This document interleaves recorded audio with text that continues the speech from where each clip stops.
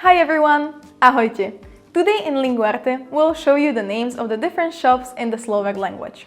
Also, we'll teach you some of the activities we usually do in those shops. You can find a link in the description where you can download the document with this lesson and practices. Let's start! Začíname! We will tell you the names of the shops and some activities in these places. We'll show you the non-conjugated form called infinitive. If you want to know how to conjugate the verbs, take a look at this video to learn how to form the present tense. Now, to start, the word for shop is obchod, and shops, obchody. Among the obchody, we have the bookstore, in Slovak, knihkupectvo.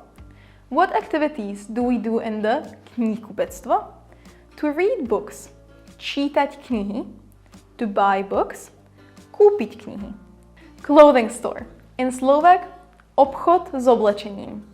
In it, we can look at clothes, pozerať oblečenie, try on clothes, vyskúšať si oblečenie, shoe shop, obuv, in Slovak.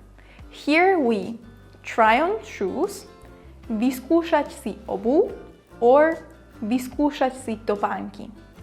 To choose shoes, vybrať si obuv, or vybrať si topánky. Cake shop, or cukráreň in Slovak. It is where we buy cakes, kúpiť koláče, or kúpiť torty. Bakery, in Slovak, pekáreň. Here we can buy bread, kúpiť chlieb. Hairdresser, in Slovak, kaderníctvo. This is the place where we cut the hair, strihať vlasy, wash the hair, umyť vlasy, dye the hair, farbiť vlasy. Butchers, or butcher's shop, in Slovak, mesiarstvo. Here we buy meat, kúpiť meso, but what types of meat do we have?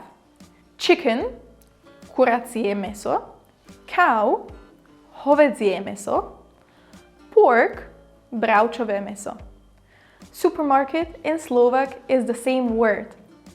In it, we can buy food, kúpiť jedlo, buy vegetables, kúpiť zeleninu, buy fruits, kúpiť ovocie. Ice cream parlor, in Slovak, zmrzlinárstvo. The most important shop of all, where we can buy ice cream, kúpiť zmrzlinu. Toy store, hračkárstvo in Slovak. The place to buy toys, kúpiť hračky.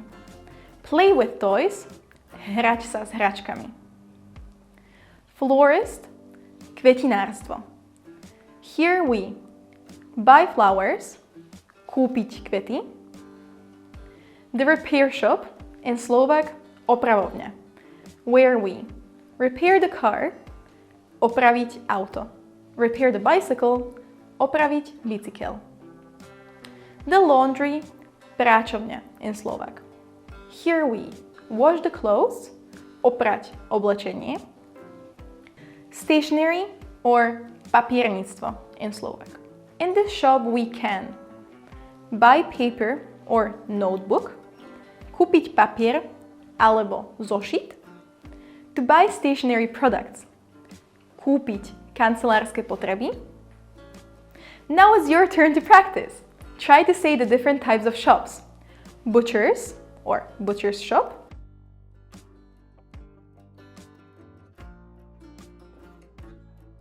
Mesiarstvo. Bakery.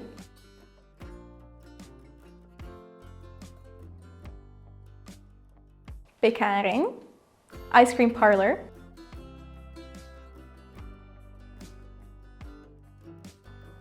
Zmrzlináreň. Bookstore.